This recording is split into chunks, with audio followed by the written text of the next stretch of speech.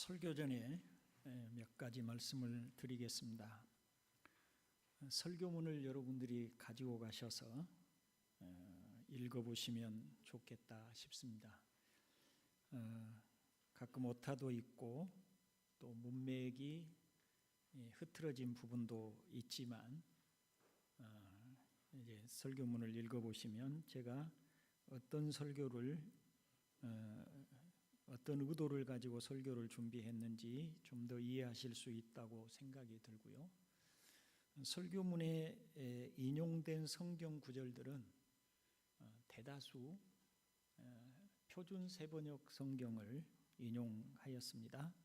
그렇게 아시고 참조하시면 되겠고요.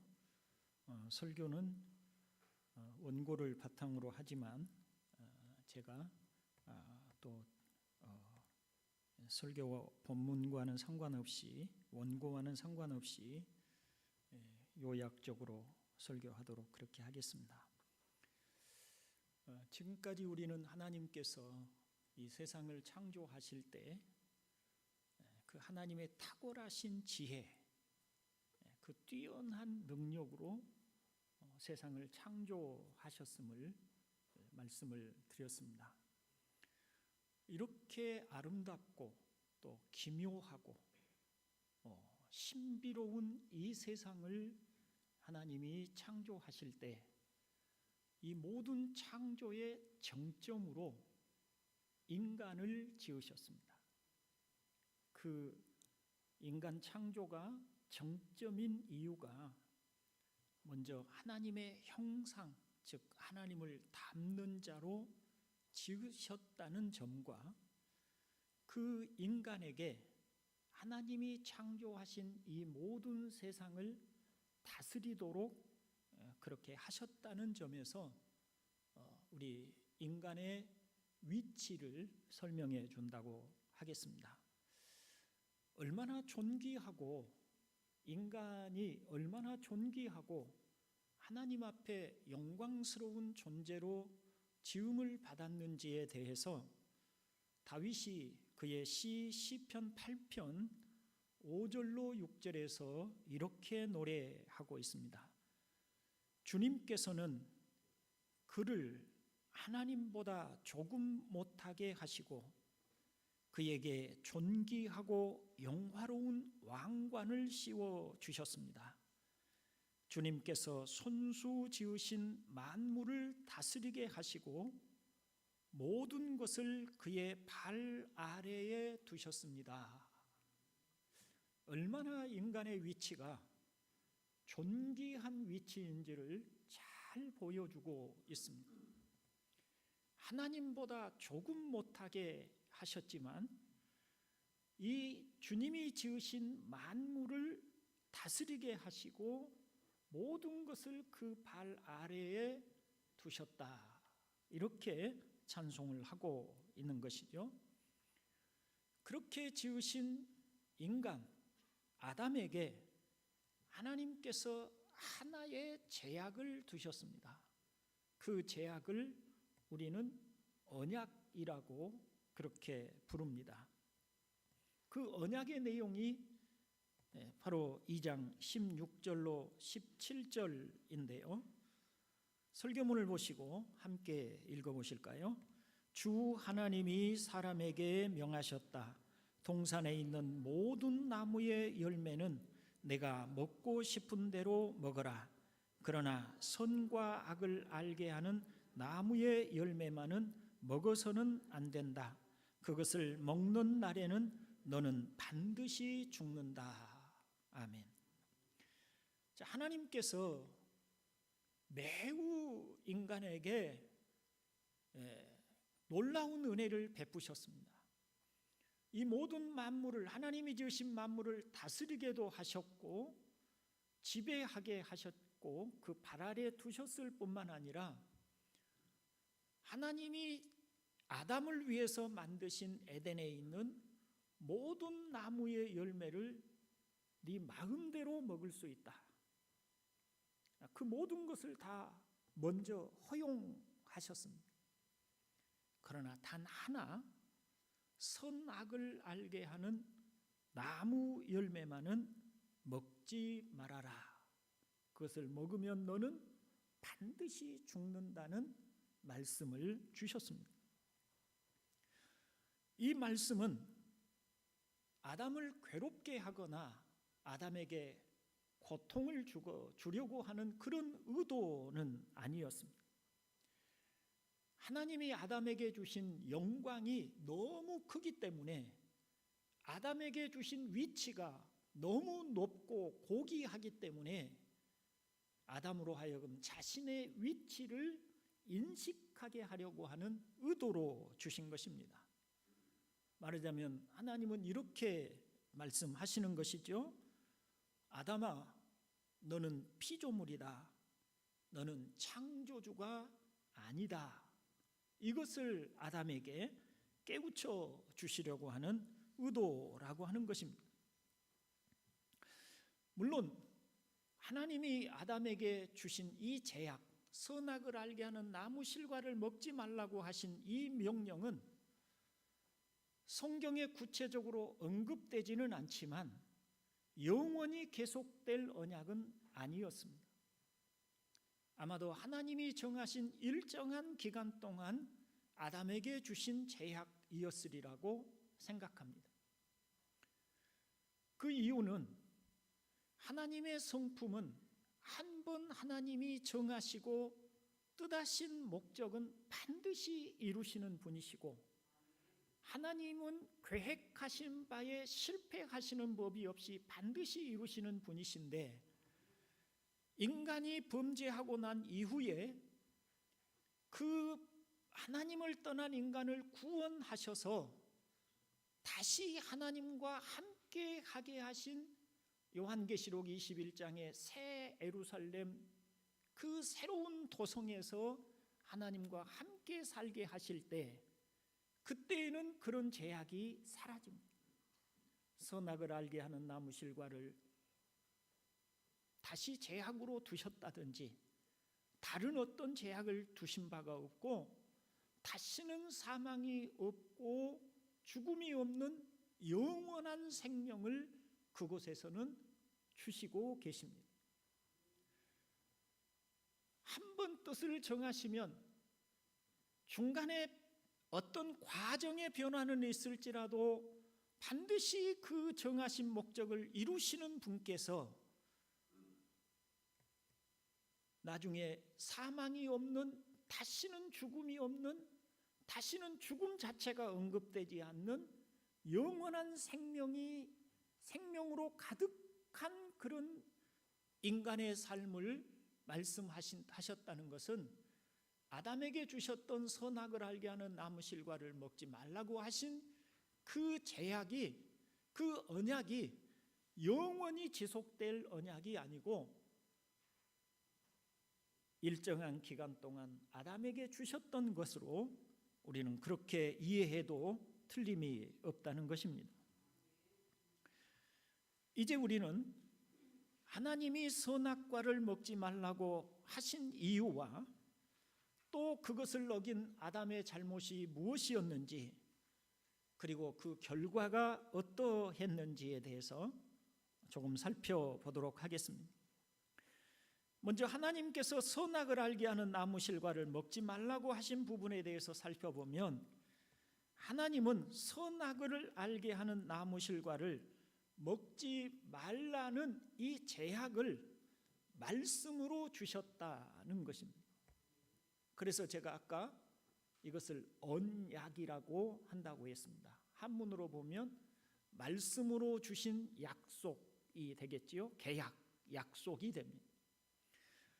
우리 사람은 계약서를 작성하고 글씨로 계약서를 작성하고 거기에 자기의 친필로 사인을 하고 또는 자기의 도장을 찍어서 법률사무소에 가서 공증을 할지라도 이 계약을 잘 지키지 못하는 성향이 있지만, 하나님께서는 한 번 그 입에서 내신 말씀은 반드시 지키시는 분이시기 때문에 사람이 가지고 있는 계약보다 훨씬 더한 효력이 있는 말씀인 줄로 믿습니다. 자, 하나님께서는 언제나 이렇게 말씀을 통해서 하나님의 뜻을 전하시고 그 말씀을 통해서 하신 대로 이루어 가시는 분이심을 우리가 먼저 이해해야 합니다. 다시 말하면 하나님께서 아담에게 말씀으로 선악을 알게 하는 나무 실과를 먹지 말라, 그것을 먹는 날에는 내가 반드시 죽으리라 하고 말씀을 하셨다면 그 말씀대로 하나님께서는 반드시 그대로 행하신다는 의미가 있지요. 이것은 또한 우리의 구원에도 그대로 적용되는 것입니다. 하나님이 주 예수를 믿으라, 그리하면 너와 내 집이 구원을 얻는다고 말씀을 하셨으면 하나님의 입에서 하신 그 말씀은 효력이 있어서, 반드시 효력이 있어서 그대로 이루어진다는 말씀이 되는 것입니다. 이 말씀은 믿음이라고 하는 것을 바탕으로 해서 지켜지는 것입니다. 그래서 로마서 5장 1절로 2절에 보면 사도 바울이 이렇게 얘기를 합니다. 그러므로 우리가 믿음으로 의롭다 하심을 받았으니, 믿음으로 의롭다 하심을 받는다는 것은 하나님이 정하신 법칙입니다. 말씀입니다. 언약입니다. 믿음으로 의롭다 하심을 받았으니 우리 주 예수 그리스도로 말미암아 하나님과 화평을 누리자. 또한 그로 말미암아 우리가 믿음으로 서 있는 이 은혜에 들어감을 얻었으며 하나님의 영광을 바라고 즐거워하느니라 하였습니다. 하나님의 영광을 바라고 즐거워하는 것은 범죄하기 이전의 인간의 모습이었습니다. 또 우리가 새 하늘과 새 땅이 이루어지고 난 이후에 우리는 하나님의 영광을 바라고 즐거워하는 자리에 들어가게 될 것입니다. 그 하나님의 영광을 바라고 즐거워하는 그 구원의 자리, 하나님의 자녀의 자리는 무엇으로 말미암아 들어가는가라고 할 때 믿음으로 말미암아 들어간다고 하나님이 정하셨고, 그리고 실제로 지금 우리가 믿음으로 지금 우리가 서 있는 이 은혜의 자리에 들어갔다고 말을 하고 있습니다. 이 믿음은 그냥 저절로 주어지는 것이 아니라 상호간의 신뢰를 바탕으로 형성되는 것입니다. 자, 이런 가정을 한번 해봅시다. 아담이 하나님이 하신 말씀을 전적으로 신뢰하고 믿었다는 가정 말입니다. 그러면 어땠을까요? 하나님에 대한 신뢰가 있습니다. 하나님이 하신 말씀은 반드시 이루신다는 하나님에 대한 절대적 믿음이 있습니다. 그렇다면 하나님이 선악을 알게 하는 나무 실과를 먹으면 반드시 죽는다는 이 말씀을 들을 때 아담은 어떻게 했을까요? 그는 이 선악을 알게 하는 나무 실과를 먹지 않았을 것입니다. 왜냐하면 믿음이 있기 때문입니다. 그 하나님의 말씀이 반드시 이루어진다는 믿음이 있기 때문입니다. 하나님이 하신 말씀은 반드시 이룬다는 신뢰가 있기 때문입니다. 그래서 하나님이 하신 말씀에 대한 두려움도 있습니다. 만일 먹으면 죽는다는 두려움이 있겠죠. 그런가 하면 하나님이 아담에게 말씀으로 그 제약, 언약을 주신 것에는 하나님이 아담을 인격으로 대하심이 들어 있습니다. 하나님께서 아담을 하나님의 말씀을 듣지 않으면 안 될 그런 기계적 장치를 하여서 그 말씀을 주신 것도 아니고, 또한 아담에게 어떤 강압적이고 노예적인 그런 위치에 두고 하신 말씀이 아닌 것이죠. 말씀으로 주셨다라고 하는 것은 아담이 하나님에 대한 신뢰를 가지고 그 말씀을 아담이 자발적으로 사랑으로 순종하도록 주셨다. 인격적으로 아담을 대하셨다라고 하는 의미가 되겠습니다. 그래서 아담이 하나님을 사랑하고 또 하나님에 대한 깊은 신뢰가 있기 때문에 그런 하나님이 아담을 하나님의 형상으로서 존중하여 그의 인격에 인격적으로 대하셔서 이 말씀을 주셨으니 아담이 하나님에 대한 그 자리가, 그 하나님의 말씀을 대하는 자리가 그만큼 인격적으로 대하심에 대하여 인격적인 반응으로 대하였어야 마땅하다는 것입니다. 자, 한 가정이 있다고 생각해 보지요. 아버지가 있습니다. 아버지가 어린 자녀들을 앞에 놓고 이런저런 훈계의 말씀을 하십니다. 애야, 사람이 살아갈 때는 이렇게 해야 되는 것이 사람의 도리니라. 자녀는 부모의 말에 대해서 이렇게 효도를 하고, 또 부모는 이렇게 자녀를 사랑하고 돌보는 것이란다. 이렇게 저렇게 훈계를 했다고 해요.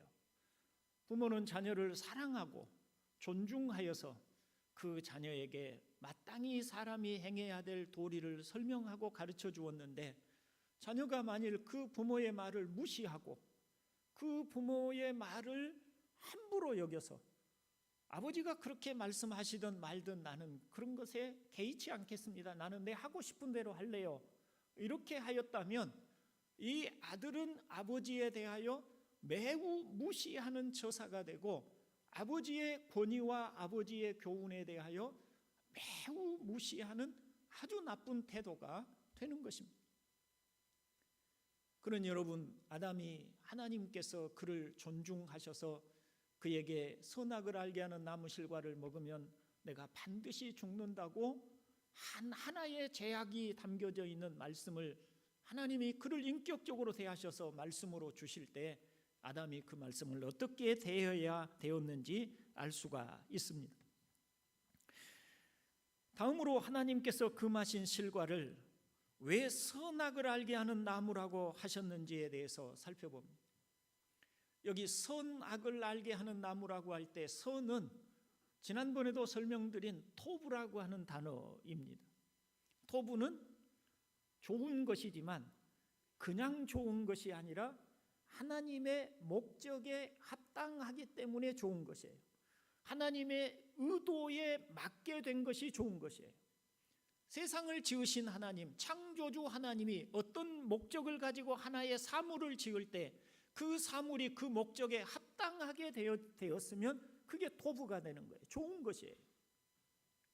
근데 목적을 가지고 지었는데 그 목적이 아무리 개별적으로는 좋은 어떤 것들이 있다고 할지라도 목적 밖의 것으로 좋으면 의미가 없는 것이죠. 토부는, 선은 하나님이 기뻐하시는 목적에 해당되는 것입니다. 악은 나쁜 것 또는 가치 기준에 합당하지 못한 것이 돼요. 토부와 반대가 되는 것이죠. 토부, 하나님의 목적과 반대되는 것이에요. 그러니까 다시 말하면 선악은 하나님의 뜻과 하나님의 목적과 하나님의 목적이 아닌 것을 말하는 것입니다. 알게 하다라고 하는 것은 지식을 의미하는 단어입니다. 그러니 하나님의 목적과 또 하나님의 뜻이 아닌 것을 알게 하는 나무, 이렇게 이해를 하는 것이 좋겠습니다. 이 선악을 알게 하는 나무 실과를 하나님께서 금하신 그 실과가 하필이면 그 이름이 선악을 알게 하는 나무 실과라고 하는 데는 의미가 있어요. 그게 무슨 뜻이냐면 선과 악은 누구만이 결정할 수 있냐면 그것을 지으신 하나님만이 결정할 수 있는 거예요. 창조주만이 무엇이 옳은지, 그 하나님의 창조주의 목적에 합당한 것인지 아닌지를 결정하는 거예요. 그렇다면 여러분, 선악을, 즉 하나님의 목적에 합당한 것인지 아닌지를 가르쳐 주는 것은 누구입니까? 하나님이시죠. 그분의 말씀이시죠. 그런데 선악을 알게 하는 나무 실과를 아담이 먹었다라고 하는 것은 나도 선악을 알게 하는, 즉 다시 말하면 무엇이 선하고 악인지에 대해서 결정하는 권한을 내가 갖겠다라고 하는 의미가 되는 것입니다. 더 이상 하나님이 정해 주신 목적이 아니라 내가 선과 악을 결정하겠습니다. 내가 좋은 것과 나쁜 것을 내가 알아서 하겠습니다. 이런 의도가 되는 것이에요.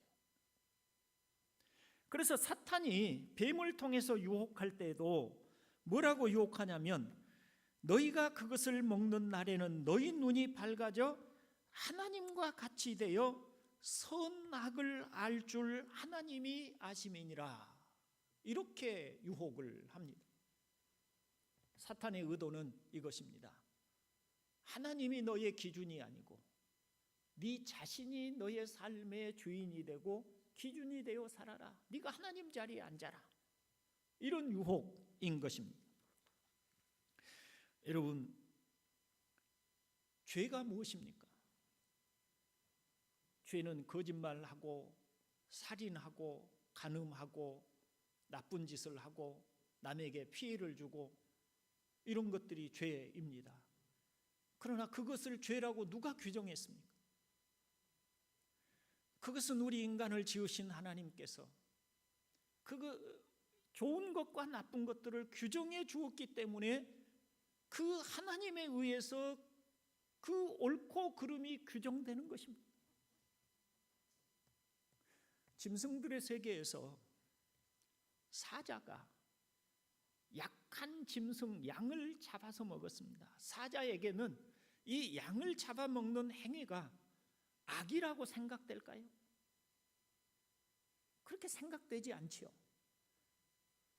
사자는 양을 잡아먹는 것을 당연하게 생각합니다. 악이라고 생각하지 않습니다. 사자가 사람이 사람을 어떤 해를 끼칠 때는 악이라고 생각합니다. 우리 사람은. 왜 그렇습니까?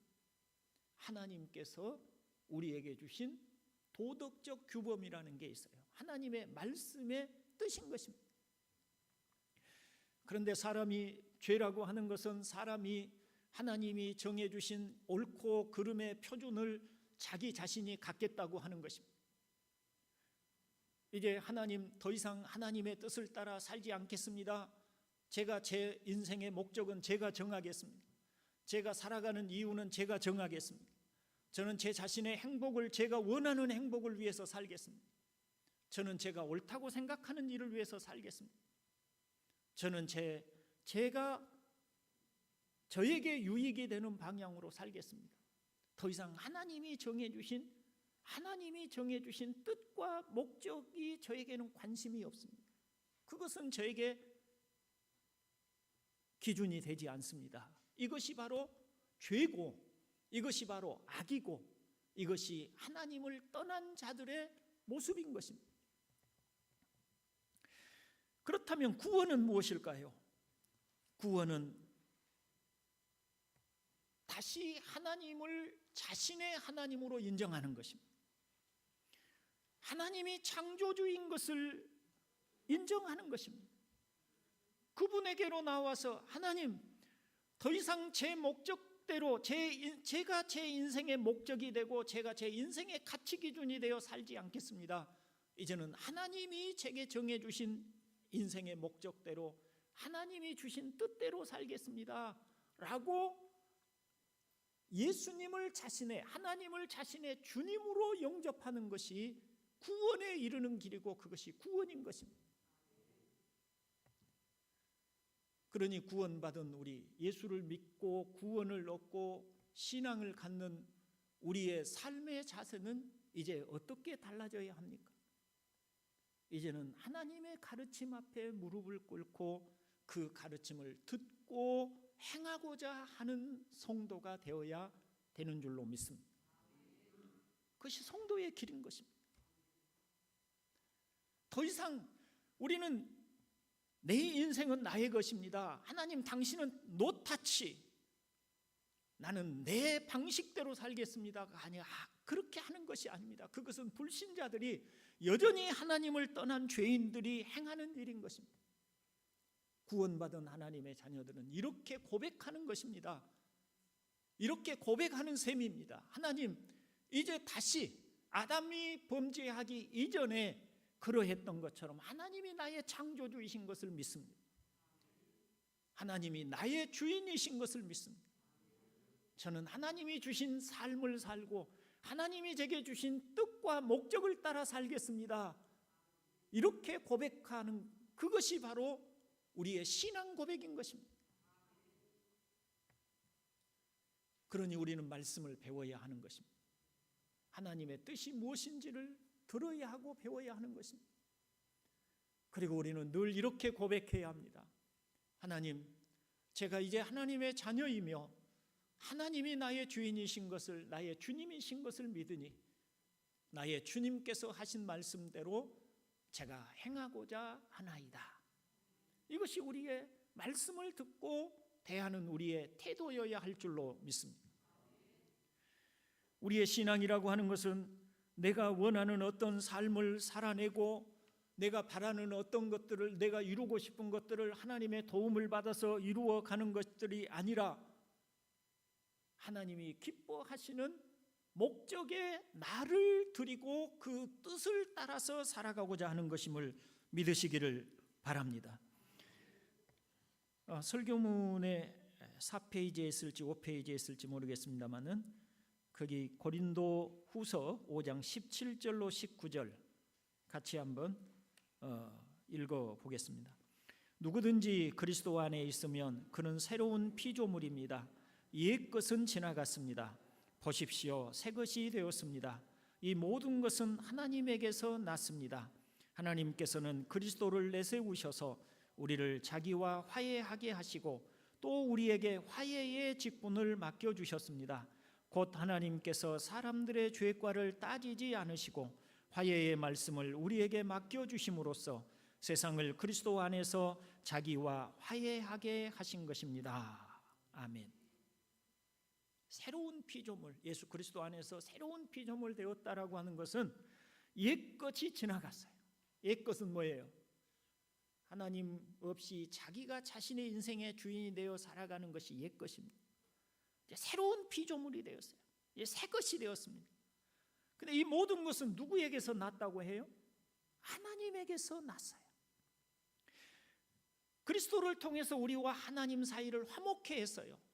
하나님을 떠나서 하나님, 당신은 내 인생에 노타치 하십시오. 나는 하나님을 인정하지 않습니다. 나는 내 삶을 내가 살겠습니다 하고 하나님을 저버렸던 데서 이제는 하나님 그리스도 안에서 이런 떠나갔던 우리의 죄에 대해서 그리스도께서 속죄하여 주시고 다시 우리와 하나님 사이를 화목케 해주신 것입니다. 화목케 되었다라고 하는 것은 아담이 범죄하기 이전의 상태로 다시 회복하였다라고 하는 의미인데, 회복하였다라고 하는 의미는 다시 하나님이 나의 하나님이 되신다는 의미가 된다는 것입니다. 그리고 우리에게 이 복음을 전하라고 맡겨주셨다라고 하는 것입니다. 하나님과 우리 사람 사이에 화해케 하시는 그것이 바로 복음인 것입니다. 우리 동산교회 성도들이 이런 신앙에 대한 이해를 하실 수 있기를 바랍니다. 그래서 정말 예수 그리스도를 자신의 구주로 믿기 때문에 하나님의 말씀을 항상 배우고, 그래서 그 말씀이 나의 하나님이 나에게 무슨 말씀을 하시는지 듣고 순종하기를 원하고 기도하고 그렇게 힘써가는 성도 되기를 주님의 이름으로 축원을 드립니다. 자, 그렇다면 아담과 하와의 불순종의 결과는 어떻게 나타났을까요? 아담과 하와는 결국 불순종하였고 그 불순종의 결과는 먼저 아담이 하나님을 피하여 숨는 것으로 나타납니다. 3장 8절을 보면 그 남자와 그 아내는 누구와 누구를 말하는 거죠? 아담과 하와를 가리킵니다. 날이 저물고 바람이 서늘할 때에 주 하나님이 동산을 거니시는 소리를 들었다. 남자와 그 아내는 주 하나님의 낯을 피하여서 동산 나무 사이에 숨었다라고 합니다. 하나님을 떠난 사람은 하나님을 싫어합니다. 두려워합니다. 하나님과 피하고 가까이 하고 싶어 하지 않습니다. 여러분들이 신앙이 점점 식어져 가고 여러분의 마음에 은혜가 차츰차츰 소멸되어 가고 여러분 안에 세상에 대한 여러분의 욕망과 욕심과 같은 것들이 여러분의 마음을 채워가면 채워갈수록 여러분은 점차 교회가 멀어지고 예배가 싫어지고 마음에서 하나님이 멀어져 가는 것을 느끼게 될 것입니다. 그리고 하나님 앞에 나오는 것이 편하지가 않습니다. 불편하고 어렵습니다. 그것은 우리 안에 죄가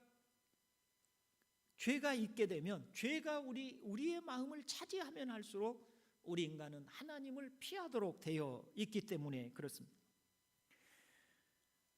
자, 여기에서 아담과 하와는 하나님께서는 아담을 찾아오셔서 이렇게 물으십니다. 내가 어디 있느냐? 그러자 아담이 하나님께서 동산을 거니시는 소리를 제가 들었습니다. 저는 벗은 몸인 것이 두려워서 숨었습니다 라고 합니다. 하나님이 찾아오시자 아담과 하와는 자신들이 벌거벗었음을 인하여 부끄러워 숨었다고 합니다.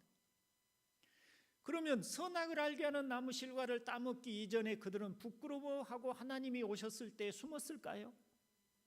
그것은 아니었을 것입니다.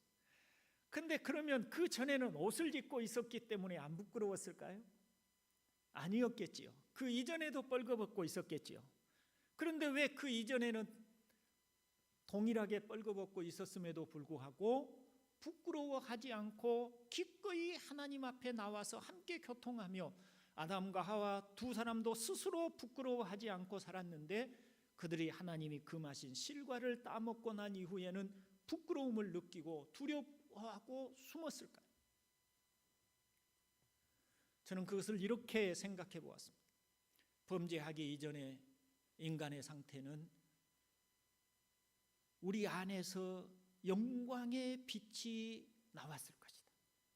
변화산에서 주님과 모세와 엘리야가 그 빛으로 휩싸여 있었던 것과 같이 범죄하기 이전의 인간도 하나님의 영광의 빛이 그 안에 그 몸을 감싸고 있었을 것이라고 생각합니다.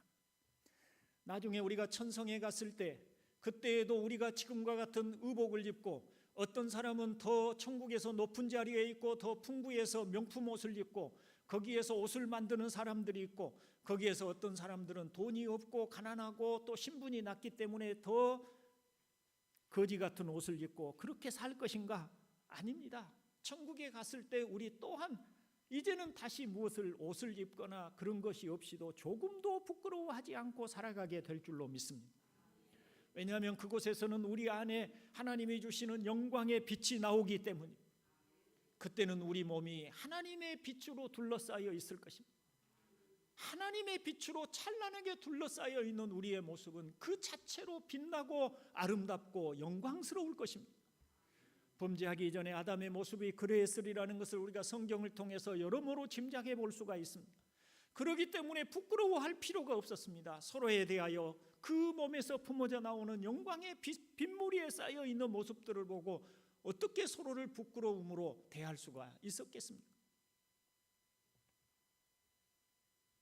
그런데 범죄하고 나자 그와 같은 모든 빛이 사라지고 하나님에게서 오는 영광의 빛이 사라짐으로 흙으로 된 천한 몸뚱아리가 드러나게 되었던 것입니다.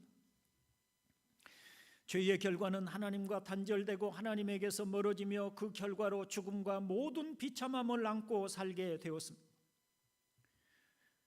다시 로마서 1장 28절로 31절 마지막 페이지 6페이지입니다. 거기 같이 한번 읽어봅니다. 사람들이 하나님을 인정하기를 싫어하므로 하나님께서는 사람들을 타락한 마음자리에 내버려 두셔서 해서는 안 될 일을 하도록 놓아두셨습니다. 사람들은 온갖 불의와 악행과 탐욕과 악의로 가득 차 있으며 시기와 살이와 분쟁과 사기와 적의로 가득 차 있으며 수군거리는 자요, 중상하는 자요, 하나님을 미워하는 자요, 불손한 자요, 오만한 자요, 자랑하는 자요, 악을 꾸미는 모략꾼이요, 부모를 거역하는 자요, 우매한 자요, 신의가 없는 자요, 무정한 자요, 무자비한 자입니다. 아멘. 사람들이 하나님을 인정하기를 싫어하므로 하나님께서는 사람들을 타락한, 하나님을 인정하기 싫어하는 그 타락한 마음자리에 그대로 내버려 두셔서 해서는 안 될 일을 해도 내버려 두신 거예요. 그랬더니 사람이 하나님을 떠난 인간이 온갖 불의와 악행과 죄들을 범하고 살아가는 존재가 되게 된 것입니다. 이제 말씀을 정리하고 마칩니다. 동산교회 형제 여러분, 놀라운 것은 이처럼 하나님을 불순종한 사람을 향하여 하나님이 다시 찾아오셨다는 점입니다. 하나님을 두려워하여 숨은 아담을 향하여 내가 어디 있느냐라고 찾으시고 부르셨습니다. 그냥 범죄한 채로 두셔도 하나님께 무슨 문제가 있습니까? 아담이 범죄하였으니 내버려 두신다고 할지라도 하나님께는 책임이 없습니다. 누구도 하나님을 비방할 수 없습니다. 그런데 하나님이 찾아오셨습니다. 왜요?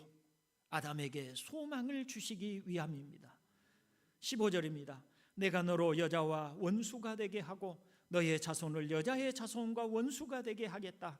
여자의 자손은 너의 머리를 상하게 하고 너는 여자의 자손의 발꿈치를 상하게 할 것이다.